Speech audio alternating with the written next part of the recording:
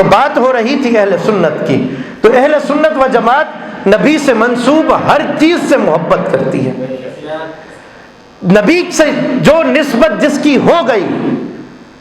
یہ دیکھا جاتا ہے کہ اس کے اندر حضور کی محبت کتنی ہے، یہ دیکھا جاتا ہے کہ اس کا رابطہ حضور سے کتنا ہے، یہ دیکھا جاتا ہے کہ یہ نسبت مصطفیٰ میں کمال تک کہاں تک پہنچا ہوا ہے، یہ نسبت مصطفیٰ میں جڑا کہاں تک ہے۔ جب اس نسبت سے انسان جڑ جاتا ہے تو وہ بڑا باکمال بن جاتا ہے۔ اصل قیمت، آپ ہمیشہ ایک بات یاد رکھیں کہ پتھر کی کوئی قیمت نہیں ہوتی، کنکر کی کوئی قیمت ہوتی ہے، کوئی مٹی کا جو ذرہ ہے اس کی کوئی قیمت ہوتی ہے، لیکن وہی چھوٹا سا کنکر اگر گندم کی بوری میں چھپ جائے، اگر وہی چھوٹا سا کنکر چاول کی بوری میں چھپ جائے تو جو چاولوں کی قیمت ہوگی وہی اس کنکر کی قیمت ہوگی۔ تو اہل سنت و جماعت اسی بات کی قائل ہے کہ ہم بذات خود کوئی حیثیت نہیں رکھتے، ہماری کوئی اپنی کوئی اوقات نہیں ہے، لیکن ہماری نسبت محمد مصطفیٰ سے جڑی ہے، ہماری نسبت رسول اللہ سے جڑی ہے۔ اگر ہماری کوئی اوقات نہیں لیکن جس کے ساتھ ہماری نسبت جڑی ہے وہ بڑا باکمال ہے، تو اسی نسبت سے جو جڑا ہے وہ کمال بنا ہے، چاہے وہ غوث الاعظم ہو، چاہے وہ خواجہ معین الدین ہو، چاہے وہ داتا علی حجویری ہو، چاہے وہ قلندر بادشاہ ہو، چاہے وہ عبداللہ شاہ غازی ہو، چاہے وہ سمندری بابا رحمۃ اللہ علیہ ہو، جہاں بیٹھا بزرگ جس کی نسبت رسول اللہ کے ساتھ جڑ جاتی ہے اور اس کی رسائی خدا تک ہو جاتی ہے وہ بڑا باکمال بن جاتا ہے، اور اس جگہ پر اللہ نے بڑی عظمتیں رکھی ہوتی ہیں، بڑی رحمتیں رکھی ہوتی ہیں۔ ابھی آپ کے ذہن میں آئے گا کہ علامہ صاحب نے یہ بڑی بات کہہ دی کہ کوئی شخص رسول اللہ سے جڑ گیا، وہ خدا تک پہنچ گیا اور اللہ نے اس پہ بڑا کمال رکھ دیا، تو یہ ثابت کہاں سے؟ تو آئیے ذرا قرآن کی بارگاہ میں چلتے ہیں۔ قرآن کہتا ہے، آج کی جو ہم نے آیت تلاوت کی اس کے اندر اللہ عز و جل نے ایک جگہ پر فرمایا کہ ہنالک دعا زکریا ربہ قال رب هب لي من لدنك ذرية طیبہ انک سمیع الدعاء۔ اس آیت مبارکہ کا ترجمہ کرنے سے پہلے تھوڑا سا ایک واقعہ سناتا ہوں۔ وہ واقعہ اس طرح کہ اس آیت مبارکہ میں حضرت زکریا علیہ السلام دعا کر رہے ہیں، اور دعا کس جگہ کر رہے ہیں؟ جہاں حضرت مریم سلام اللہ علیہا جس کمرے میں اللہ کی عبادت کیا کرتی تھی۔ اب یہ کوئی تاریخ کی بات بھی نہیں ہے، اب آپ کہیں گے کہ تاریخ کی کتابیں ہیں، ہو سکتا ہے جھوٹا واقعہ ہو، سچا واقعہ ہو، یہ اللہ کا کلام ہے، یہ جو رسول اللہ صلی اللہ علیہ وسلم کے قلب اطہر پر اللہ کا کلام نازل ہوا، میں اس کی بات کر رہا ہوں۔ حضرت زکریا علیہ السلام حضرت مریم علیہ السلام کے پاس آئے، اور اس کمرے کے اندر جس کمرے میں حضرت مریم سلام اللہ علیہا اللہ کی عبادت کیا کرتی تھی، تو کیا دیکھتے ہیں؟ قرآن کہتا ہے کہ جیسے ہی آئے تو وہاں پر کلما دخل علیہ زکریا المحراب وجد عندها رزقا قال یا مریم انا لک ھذا قالت هو من عند اللہ ان اللہ یرزق من یشاء بغیر حساب۔ فرمایا کہ زکریا علیہ السلام جیسے ہی ان کی عبادت گاہ میں داخل ہوئے تو کیا دیکھتے ہیں کہ آس پاس بے موسمی پھل رکھے ہوئے ہیں، موسم کے نہیں ہیں، اور ایسی جگہ میں جہاں پر کوئی انسان تو آ نہیں سکتا، دروازے بند ہیں سوائے زکریا علیہ السلام کے۔ زکریا علیہ السلام خود لے کر نہیں آئے، اور پھل بھی ایسے ہیں جو کہ موسم کے ہی نہیں، یعنی کہ اب اگر موسم تربوز کا چل رہا ہے تو سخت سردی میں تربوز نہیں ملتا،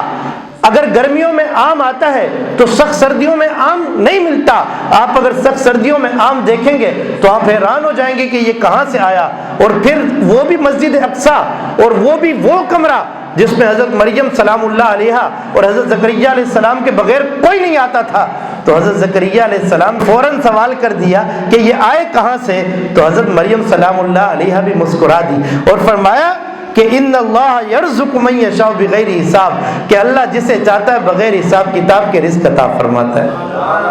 تو حضرت زکریا علیہ السلام فوراً سمجھ گئے کہ یہ معاملہ کچھ اور ہے، یہ معاملہ ایسا ہے کہ رب اپنے بندے کو راضی رکھ رہا ہے، رب اپنے بندے کو ناراض نہیں کرنا چاہ رہا۔ اب یہاں پر سوال یہ ہے کہ مجھے بتائیے، مریم سلام اللہ علیہ نبیہ نہیں ہے،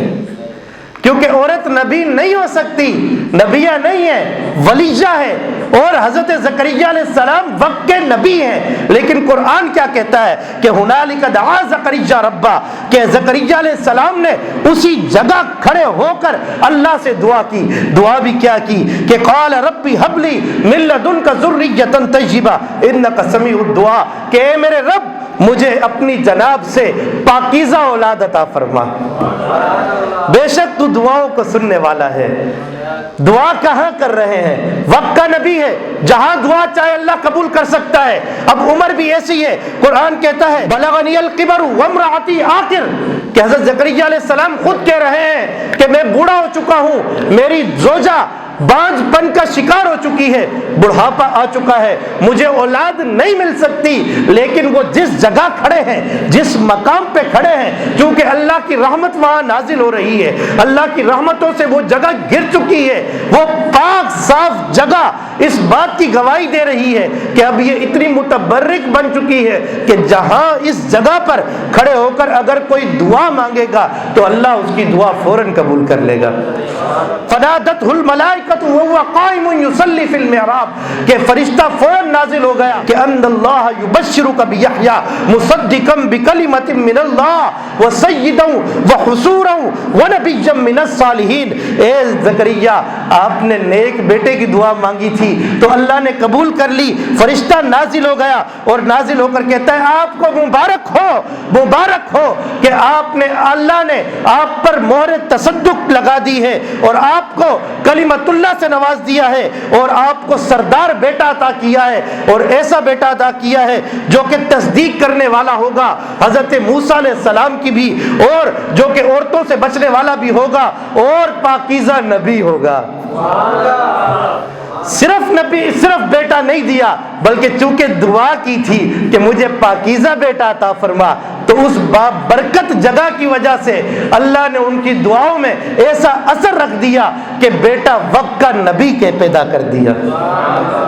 تو یہ جو اہل سنت کا عقیدہ ہے کہ اللہ نے بعض جگہوں میں بڑی برکت رکھی ہوتی ہے۔ مقام اولیاء میں ہمارا جو ایک نظریہ ہے کہ جہاں پر کوئی اللہ کا ولی بیٹھ جائے، جہاں پر کوئی صحابی بیٹھ جائے، جہاں پر رسول اللہ صلی اللہ علیہ وسلم نے قدم رکھ دیا ہو تو وہ جگہ بڑی بابرکت بن جاتی ہے۔ تو یہ نظریہ قرآن سے ثابت ہو رہا ہے۔ وہ کس طرح کہ اگر ایک ولیہ کی بارگاہ میں اللہ نے اتنی برکتیں رکھ دی ہیں کہ بڑھاپے کی عمر میں ایک وقت کے نبی کو اولاد مل سکتی ہے، تو محمد الرسول اللہ جہاں مدفون ہے، جہاں محمد الرسول اللہ موجود ہیں، جہاں محمد الرسول اللہ نے دن رات گزارے، اس جگہ میں اللہ نے کتنی برکتیں رکھی ہوں گی۔ تو اسی طرح جو محمد الرسول اللہ سے نسبت جس کی جڑ گئی، یہ تو اس وقت کی ایک ولیہ تھی جو کہ حضور صلی اللہ علیہ وآلہ وسلم کی امتی، جس کے بارے میں فرمایا گیا کہ کنتم خیر امت، کہ بہترین امت ہے۔ اس وقت کے ولیہ کی یہ شان ہے کہ اس کی جگہ میں اللہ نے برکتیں رکھ دی ہیں، تو حضور صلی اللہ علیہ وآلہ وسلم کے امت کا جو ولی ہوگا اس کی اللہ نے کتنی شانیں رکھ دی ہوں گی۔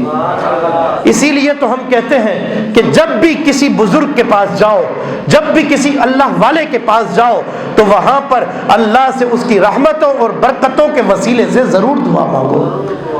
کیونکہ ہو سکتا ہے کہ ہم گناہگار ہوں، ہو سکتا ہے ہماری دعائیں قبول نہ ہو رہی ہوں، لیکن جس کی بارگاہ میں جائیں گے اللہ رب العالمین اس کا ضرور حیا فرماتا ہے،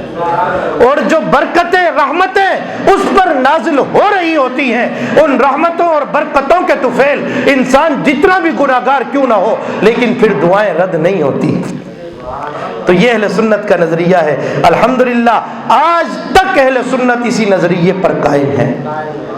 کہ جو بھی ہو، اللہ کے جتنے نیک بندے ہیں، چاہے وہ عرب کے ہوں، چاہے عجم کے ہوں، چاہے صحابہ اکرام ہو، چاہے تابعین ہو، چاہے تبع تابعین ہو، چاہے غوث ہو، چاہے قطب ہو، ابدال ہو، کلندر ہو، الغرض یہ کہ اہل سنت ادب کے معاملے میں کسی بھی بزرگ کے مزار پر بھی چلی جائے تو وہاں پر بھی اللہ سے جب دعا مانگتی ہے تو اس بزرگ کے رحمت اور برکت کے وسیلے سے مانگتے ہیں۔ تو قرآن یہ کہتا ہے کہ اگر آپ برکت والی جگہوں میں یعنی ہنالک دعا زکریا ربہ کے تحت اگر آپ ان رحمتوں اور برکتوں کے نزول والی جگہ میں اللہ سے دعا مانگو گے تو اللہ تعالیٰ آپ کی دعاؤں کو رد نہیں فرمائے گا۔ تو ہمیں بھی چاہیے کہ ہمیں اللہ عز و جل سے ہمیشہ دعاؤں کے ساتھ اپنا رابطہ مضبوط کرنا ضروری ہے۔